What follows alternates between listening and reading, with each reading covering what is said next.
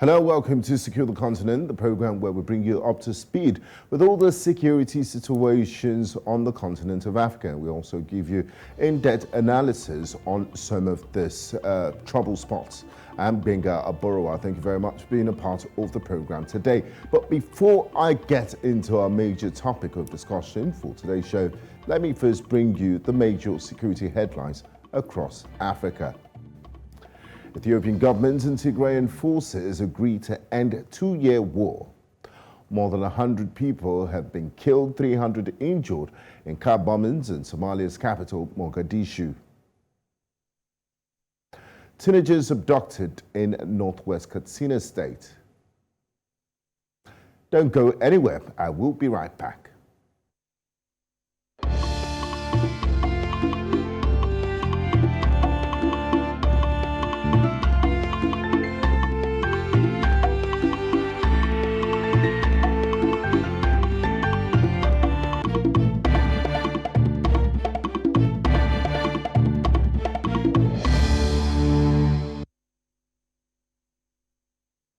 Today, we will be revisiting the security situation in the Democratic Republic of Congo. Thousands of people took to the streets of Goma in Eastern DRC on Monday to display their anger towards neighbouring Rwanda as M23 rebels continue their advance on the North Kivu province. President Felix Tshisekedi-led government has repeatedly accused Rwanda of supporting the rebels, even though Kigali continues to deny the allegations. At the height of the tensions between both countries this week, we've seen the Rwandan ambassador to the DRC expelled, and also Kenya sending troops to Congo in a bid to foster peace. We have more details for you in this package.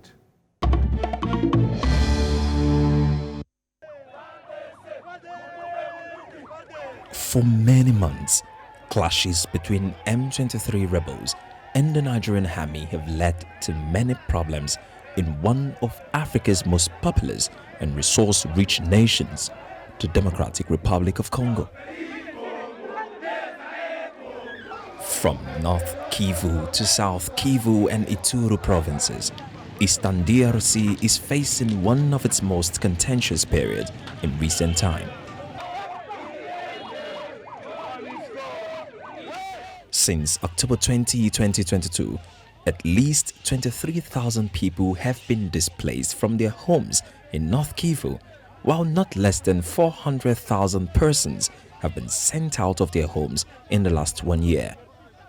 These incessant displacements currently place the DR Congo's displaced people at 5 million, in what the UN describes as the largest recorded humanitarian crisis in Africa. Apart from the M23 rebels, there is also the concern of incessant and escalated attacks from the Allied Democratic Forces ADF. Also involved in these hydra-headed issues is the government of Rwanda, which the Congolese government is accused of sabotage and aiding the onslaught of the rebels on the local people of the North Kivu province. As the place of Rwanda continues to spark debates and contests over its link to the M23, leading to the expulsion of the Rwanda ambassador to DR Congo, possibilities of increased tension between Rwanda and the DRC are rife. The eastern region of Africa is one of the most significant to continental growth and has some of the most resourceful countries on the continent. But with the dangers of insecurity and rebellion hovering over one of the region's most important constituents, support is imminent. The Congolese government has called on East African communities for support, and Kenya, a major player in the region, has responded by sending troops to Eastern DRC. How will the East African community manage the alleged elephant in the room? How soon can peace be restored? Now, joining us live to discuss all of this and more, I have Asong Khumbah, As a member of the Rwandan Bar Association and East African Law Society, he joins us live from Kigali in Rwanda. I also have Kambale Masuvali, an analyst and spokesperson for the Center for Research on the Congo-Kinshasa. He joins us live from Accra in Ghana. And also joining us on the panel is Modeste Nkurikiyimana, a journalist and political analyst, joins from the Rwandan capital, Kigali. A warm welcome to you all, and thanks for joining me on Secure the Continent. Thank you. I'd like to start with Michael. This is not the first time we've seen tensions ramp up between the DRC and her neighbor, Rwanda. But this week, things took a turn for the worse. The ambassador of Rwanda to the Democratic Republic of Congo was expelled. Can you explain to our viewers the circumstances that led to the expulsion of the ambassador? I want to say thank you, Mr. Gbenga, for this question. Actually, the situation or the conflict between Rwanda and DRC is quite a complex one. So we have to know that Rwanda and the DRC share a common history with regards to their colonial master Belgium. And their ties and their relations do not only date from the last decade, but date even from pre-colonial times. So during the pre-colonial times, we had migration of Rwandans and even Ugandans to the eastern provinces of Congo. And when they arrived there, the colonial master treated the Congolese as indigenes and the Rwandans and all those who came, who migrated from Rwanda and Uganda as non-indigenous people. So this actually created a conflict between the non-indigenous people who came from Rwanda and the indigenous people in DRC. So it led to the first war called the Banya-Rwanda War in the 60s. And this was due to the fact that when DRC got its independence, these people who migrated from Rwanda tried to claim some sort of citizenship. So they were being discriminated upon.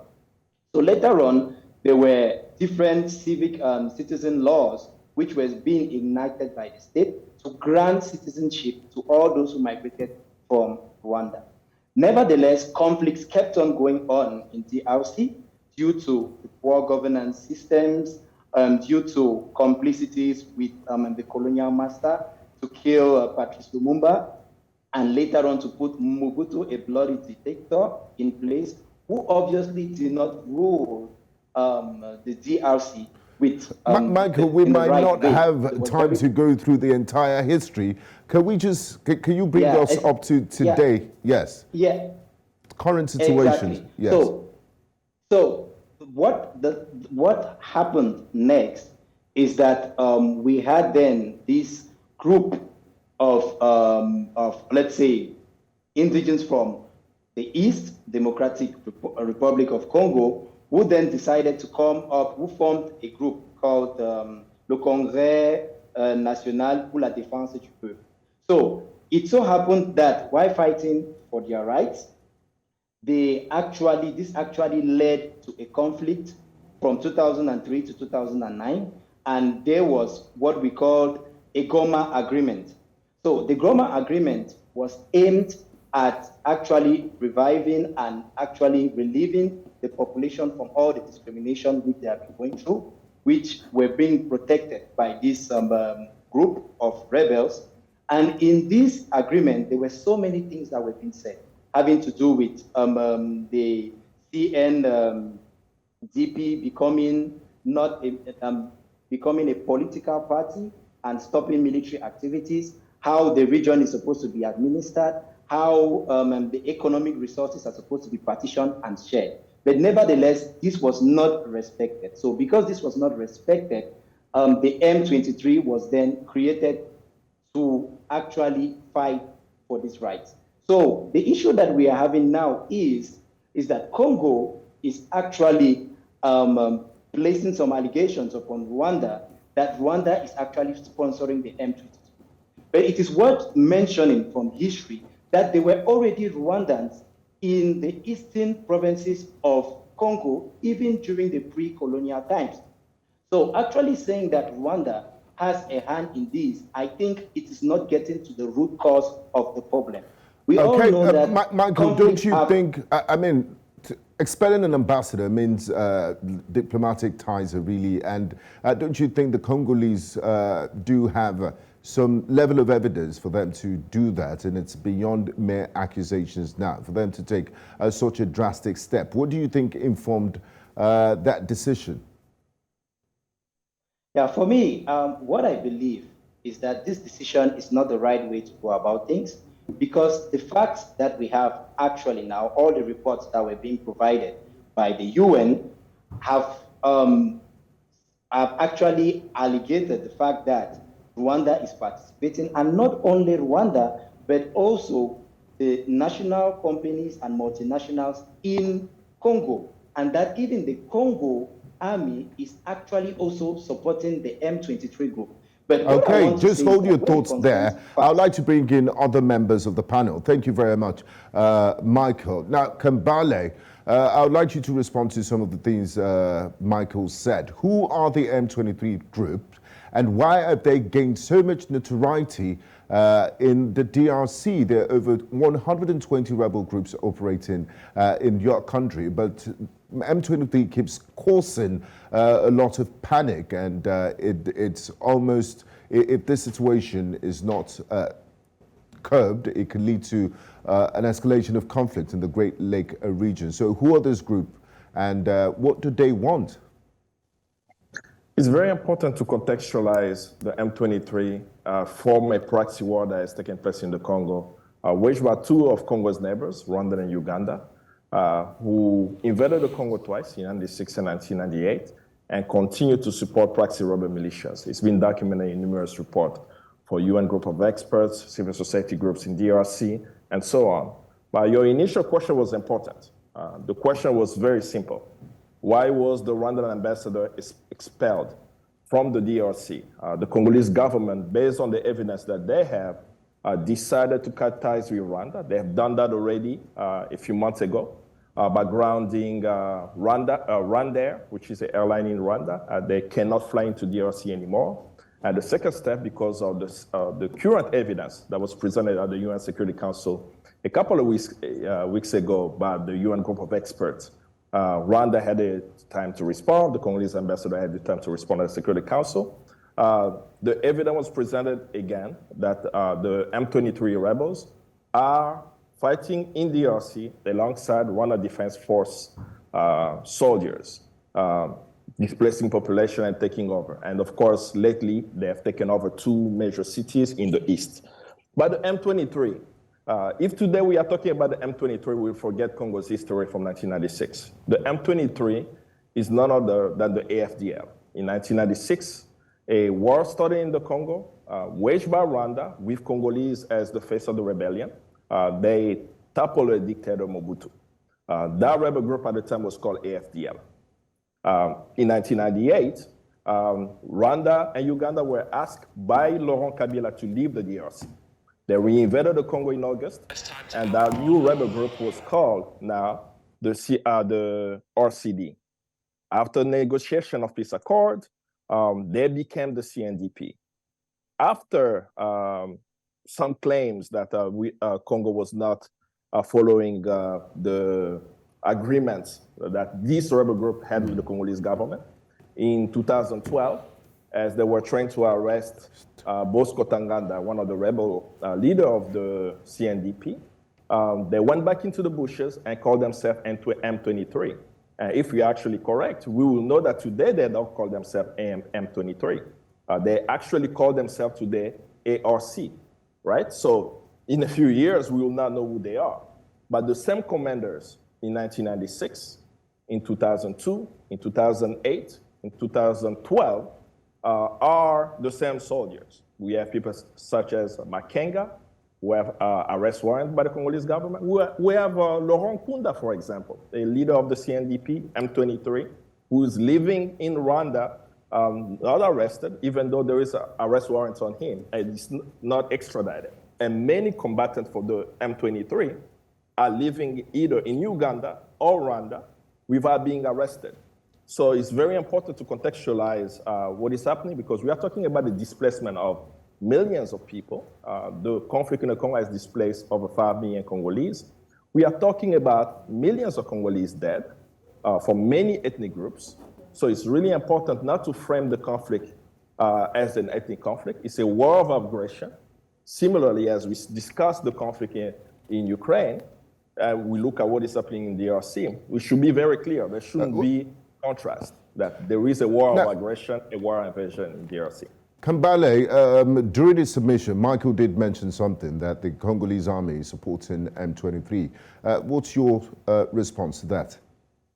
I think he probably was trying to hint at the claim that the Congolese military is fighting alongside the FDLR. I think he misquoted the sentence. Okay. This claim has been actually, evidence has been presented. I do believe that some commanders in the Congolese army on the front lines have actually fought with rebels in DRC to topple a stronger force. Of course, I disagree with that approach. I don't think that's the right approach, but we have to look at what is actually unfolding. We have a nation called Rwanda, which is a US ally and a British ally on the so-called war on terror.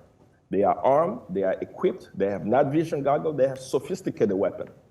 These Rwandan forces are deployed, be it in Mali, be it in Central African Republic, Mozambique. Pretty much waging, in Mozambique lately, waging war of imperialists on the African continent. Then they use the same weapons to invade another African country and arm other rebel forces. So that's really what we are discussing. We're discussing an invasion of a nation state where they're not being held accountable. Thank you, Kambale. I'd like to bring in Modeste from Kigali. And Modeste, you did listen to Kambale, and I'm happy he mentioned the United States. During a visit to both countries in August, U.S. Secretary of State Antony Blinken warned of credible reports of Rwandan support for the M23 rebels.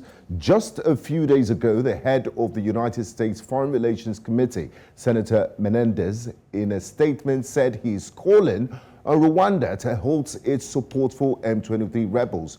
He said they're responsible for killing Congolese citizens and UN peacekeepers. M23 and its backers merit international condemnation and must be held accountable. What has been the government response from Rwanda, and what do you make of this? A major ally coming out explicitly to say that, look, Rwanda is in support of M23 rebels in the DRC. What do you make of this? Thank you. For me, there is nothing very bigger or different that I can maybe say about that, because with that, there is a report of the United Nations that stipulated that, yes, FARDC was fighting alongside the FDLR, and even some other reports have been released that FDLRs were really inclusively recruited and, of course, armed in the forces of the Democratic Republic of Congo. Yes, the report said again that Rwanda or RDF was also backing the M23. For me, I think if I can maybe be straight about the issue, I think the best way to handle or to conclude or to finish the conflicts in the Eastern DRC Congo, I think should be Congolese dealing with maybe the M23, or even. But Modeste, I want you to go back to that question. What? Because I mean, it's a very serious allegation. You have a nation, an independent nation, invading and destabilizing another country. This are very serious allegations. What has been the response from Kigali to all these accusations, coming from a very strong ally, the United States of America? Kigali said his soldiers, his army is not in DRC. Okay. That is what Rwanda said. So, but don't you, but all the evidence, the United Nations panel report and the United States coming out to say this points at Kigali. So why don't you think it's a flat out denial? I'm not sure about what pushed them to say so, because based on the other reports, the United Nations themselves are the ones who released that report saying that both armies were backing the rebels. Like the report was saying that RDF was backing M23, but again, at the same time saying that FDLR also were backed by the Democratic Republic of Congo forces. So for me, I don't know why then the ambassador, the senator, now condemned and only said something against Rwanda and then forget about that other issue. But again, coming back to what you said, again, what Rwanda said about that is that Rwanda denied and said that there is no Rwanda Defense Forces in DR Congo. Okay, thank you, Modeste. I'd like to bring in Michael. Michael, now we've laid the groundworks for this discussion. The Rwandan government is denying M23, its involvement with M23. And the United States and Congo saying, yes, Rwanda is meddling in Congolese territory. What's the current state of things in the volatile Eastern DRC? And what is Kigali doing to mend relationships with Kinshasa? Yeah, actually, the state of things in the eastern provinces of DRC is actually critical. We have heard of so many violations of human rights, deaths, displacement of people, rapes, and all the like, crimes against humanity. But nevertheless, what the government of Rwanda is saying is that they have no hand in the M23 rebels.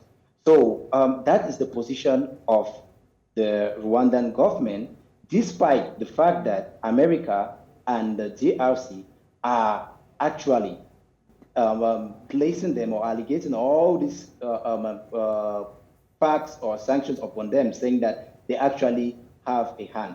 But this is what we have to say. All these facts which are being placed by America and DRC, they have not been verified. They have not been made public. I mean, if they've not been verified, then you can refer to them as facts. And even independent panel, a United Nations panel, just recently did support that line that the Rwandan government supports M23 rebels. Yeah, but the fact that the UN says that something exists does not mean that it obviously exists. Every fact has to be scrutinized and every fact must be checked. We have to look at the veracity of the facts which are being portrayed by the different parties. And that is now, why Michael, what is Kigali doing?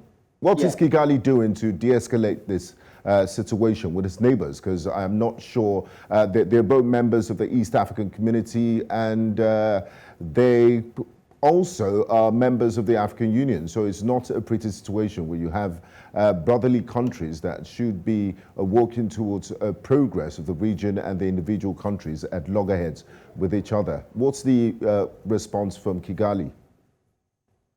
So the first response from Kigali is that they don't believe they have a problem with the DRC. So due to the fact that the DRC expelled their ambassador, they too have not expelled the ambassador of the DRC. That is just to show the good faith of the Kigali government in trying to seek for a comprehensive approach in resolving this issue. And that is why they have called on parties, they have called on the East African community that they should organize talks. And recently, talks were being organized. But as I always say, the problem with these talks is that if the rebels were not present, we only had presidents of the East African community that were present at this talk in Kenya, but the rebels were not there. And that is why when I started from the beginning, I had to trace a path to the history. Because if we don't understand history, we'll always feel that Rwandans are helping other Rwandans in the DRC. But we have to know that through colonialism, so many Rwandans found themselves in the DRC.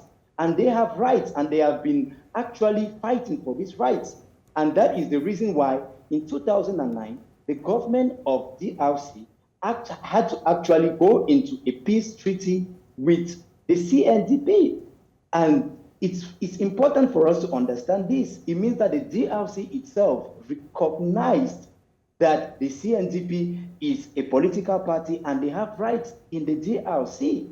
So today, saying that Rwanda is sponsoring them, I think it's not a fact that is really true. Maybe impartial, but I cannot say completely.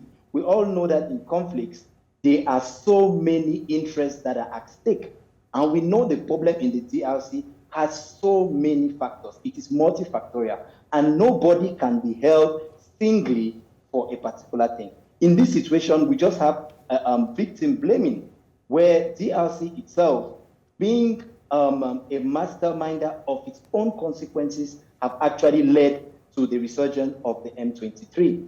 And we ask ourselves the question, why was the Goma agreement not respected by the government of the DRC? That is where the problem comes from. I strongly believe that if this agreement was being respected, then certainly we would have not had a resurgence of the M23 today.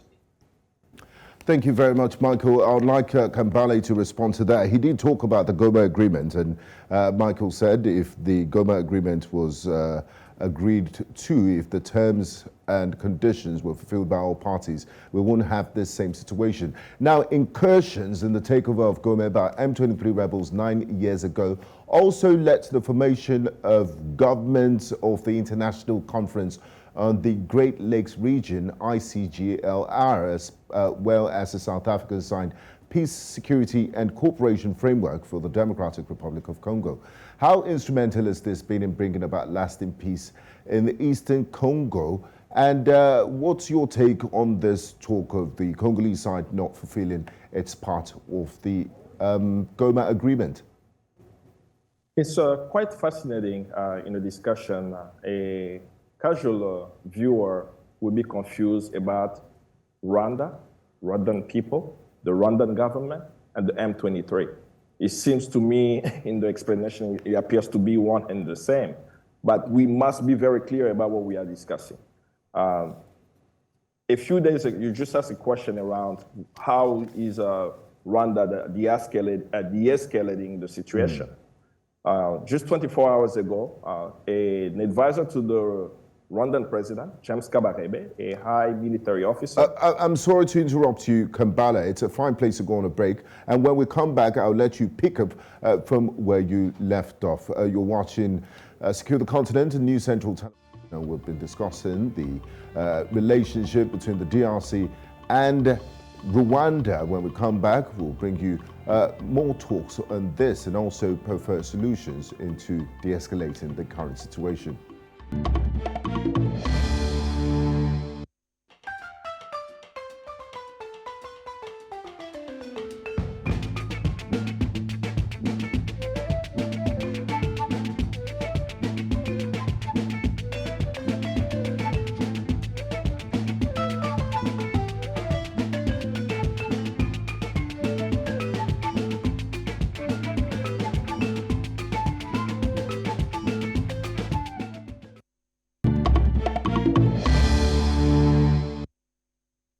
Thank you for staying with us in Secure the Continent. If you're just joining, this is Secure the Continent, and we've been discussing ways and efforts to tackle the M23 rebellion, as well as the future of DRC and Rwanda relations. We still have Asong Michael Khumbah, Kambale Masuvali, and Modeste Nkurikiyimana, a journalist and political analyst. We'll go on a quick break.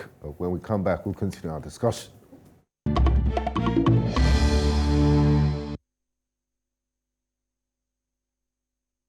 Welcome back to Secure the Continent, and we still have with us Asong Michael Khumbah, Kambale Masuvali, and Modeste Nkurikiyimana. And we've been discussing ways and efforts to tackle the M23 rebellion, as well as the future of DRC-Rwanda relations. Now, Kambale, before we went on that break, we were talking about the Goma agreement and the ICGLR, and what led to the end of the conflict 9 years ago. So there's a blame game now. Michael said the Congolese government didn't fulfill its end of its agreement. That's why we're in this situation we are in today. How do you respond to that, and what do you make of all of this? What I want to speak about is really the de-escalation of the situation. James Kabarebe, an advisor to the Rwandan president, just I believe today or yesterday, said that those who want to make war to Rwanda shouldn't just talk about it, they should actually act. And I don't think that Rwanda is interested in de-escalating the situation. And the reason why I'm mentioning his name, because today, James Kabarebe is a Rwandan officer. In 1998, in the Congo, I knew him as the Congolese Army Chief of Staff. in 1998, 96 to 98, during that war, we were told that Congolese were fighting. We were surprised to see later today that we have actually Rwandan officers who were Congolese in the Congolese army and today are back in Rwanda. Now, what didn't work in this agreement that we are discussing and why the Congolese government is taking the position that they cannot negotiate with the terrorist group? In these agreements, what Rwanda is asking the Congolese people to do, not just the Congolese government, is to take former combatants who have killed, who have raped people, and not to try them. They're asking to amnesty them. And it's a very contentious problem, right? Because the lawyer before me mentioned how women are being raped, people are being killed.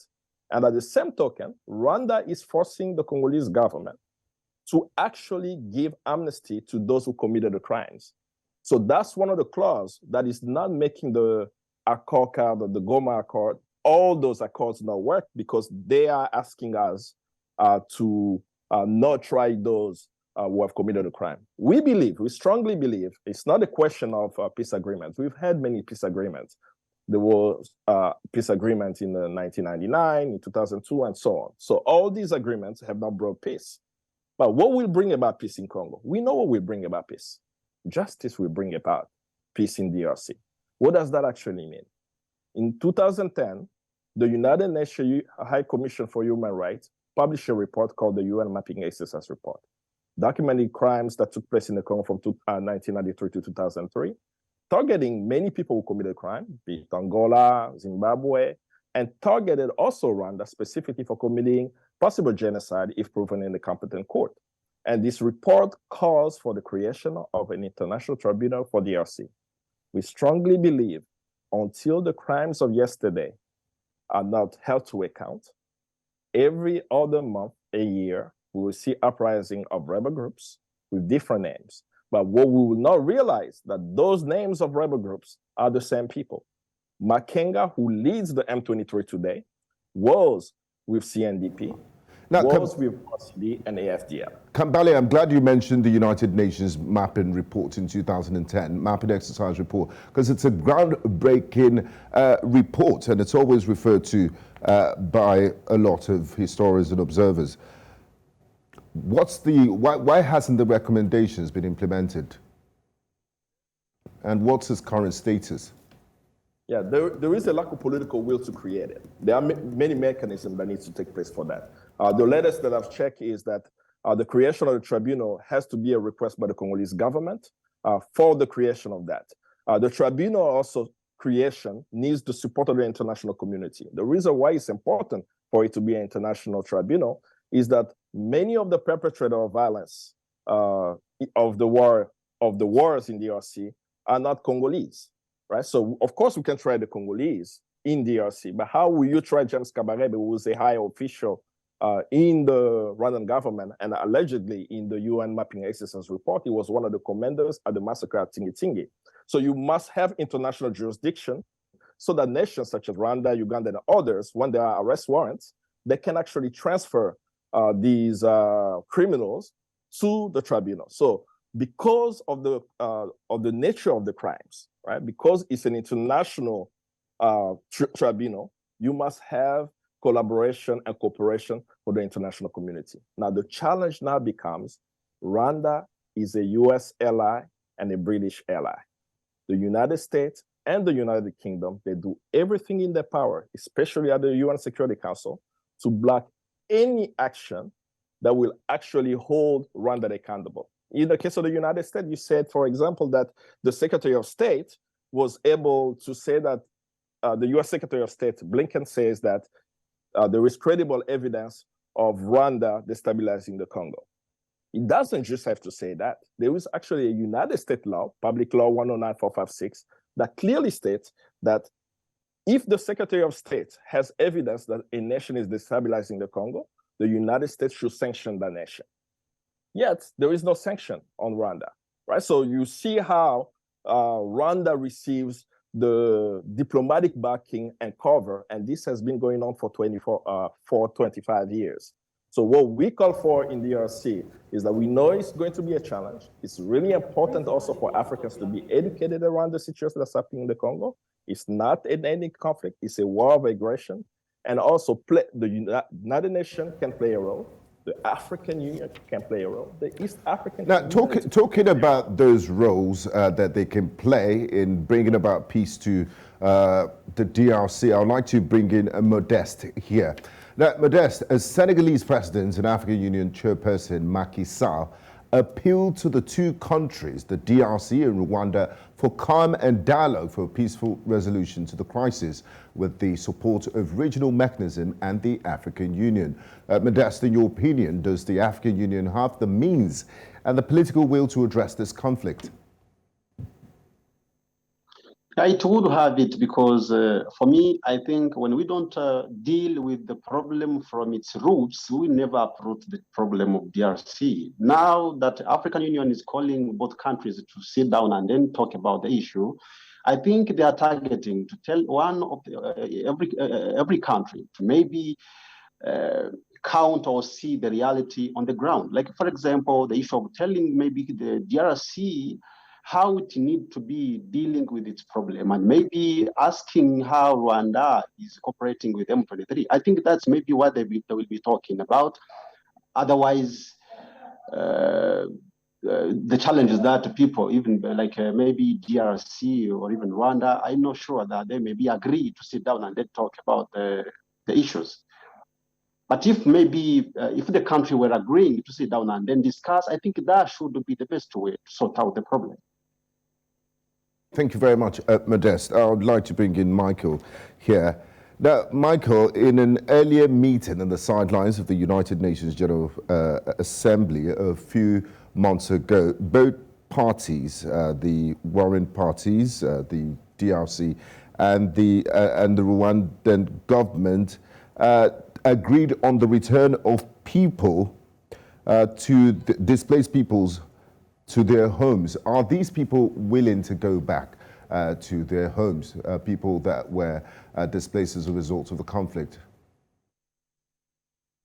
Yes, thank you, Ms. Benji, for that question.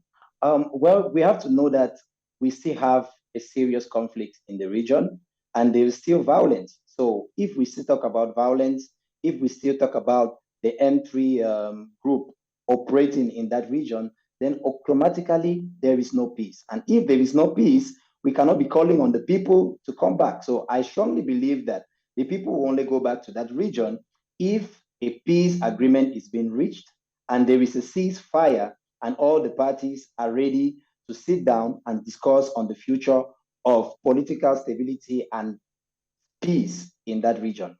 Well, I want to go back to what Mr. Kambale said. He talked about the Goma agreement. Now, I don't understand. How can he say that the Goma agreement has no foundation? In international law, we have the principle of pacta sunt servanda, which must be respected by the parties. So if the DRC decided to carry out a peace agreement with the rebel groups, then they are supposed to respect it. If they don't respect it, then automatically. But Michael, what do you say about justice being served with regards to enemy combatants that have killed, raped, pillaged? Why an amnesty for them? That's the issue he touched on. How do you react to that? Thank you very much. I was getting there. What I would like to say is that when there are wars, there will always be calamities and catastrophes that will take place. And let me tell you, this violence that is taking place is not only perpetrated by the M23 group. Even the Congolese armies too are also conducting and carrying out violence towards the population. So what we have to know is that war is a situation where it's difficult to respect the rule of law. But nevertheless, there is a UN principle called trading justice for peace. So the principle is being used when we realize that for the two parties to come together, then they must forget about certain crimes that were being committed and automatically seek for peace instead of justice. And that is the reason why, that is the principle that was being applied in the Goma agreement. And that is why amnesty had had to be granted to the different rebels, they had to integrate the army. Remember, the CNDP had to stop being a political and military group, and all its police forces and all its armed members had to join the forces of the Democratic Republic of Congo. That's something that was not being mentioned. So they were even part of that of the forces of the Democratic Republic of Congo. So it is because the agreement was not respected. That is why they decided to come out of this force group and become the M23. Thank you, Michael. Because we're first running out of time, I would like going forward, I want to talk about justice. Please. No, we're running out of time, and we really need to. We need to clear this. We need to get to this, Michael. Please. Thank you. Because we're running out of time, and the situation in the DRC is fast descending into a free-for-all. Yesterday, Kenyan President William Ruto did say he was deploying troops to help with the peace in the Eastern DRC. Let's listen to what he had to say. We are proud to flag off a national contingent whose readiness for mission is at its highest ever. We are sending a signal to the world of our commitment to perform our obligations by contributing to the achievement and maintenance of peace and stability in our region. In light of the invitation by the DRC, the deployment of a regional force in pursuit of peace and the activation of the East African Community regional force to forestall conflict is therefore legitimate, urgent, and necessary. We will not allow armed groups, criminals, and terrorists to deny us the potential for shared prosperity and the real chance of growing both our investments, our development, for the sharing in trade, for the mutual benefit of not just East Africans, but the entire region of our continent and humanity. Thank you very much. Kambale, you heard the Kenyan President William Ruto there saying the reasons why they have to deploy troops to the Eastern DRC to bring about peace. Now, my question to you is, will this not complicate an already volatile situation? You have Burundian troops in the DRC. You also have Ugandan troops presently. What do you make of this troops deployment by the Kenyans, and what will it take to bring about lasting peace to the DRC? You have less than a minute, please. Military pressure can bring short-term results, but it's not going to end the conflict. This configuration was done by SADC in 2012. They were able to stop the M23, but the aggressive diplomacy added to that actually is what brought about peace. So if we forget the political solution to the problem, military pressure will not bring an end to the conflict. So we must put pressure on Rwanda and Uganda. That pressure in 2012 was sanctions on Rwanda. When the United States president gave a call to Paul Kagame and asked him to stop supporting the M23 and come to the negotiating table, that had an effect. The M23 was defeated. We believe the same form of aggressive diplomacy now.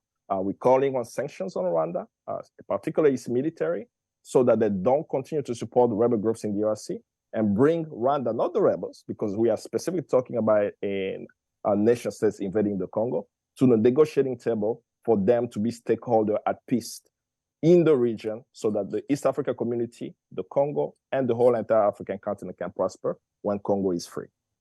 Thank you very much, gentlemen, for being a part of the program.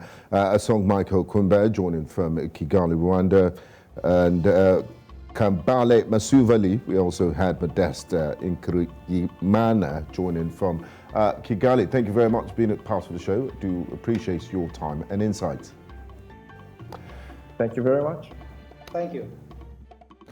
From our discussion today, President Felix Tshisekedi needs to redouble efforts to balance the competing interests of his neighbors, clearly delineate what Uganda's operations will do, and convince Rwanda to commit to regional diplomacy rather than renewed warfare. Foreign military operations could generate further proxy conflicts in the region.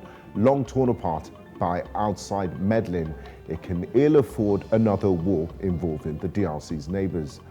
Thank you for watching, but remember to stay safe.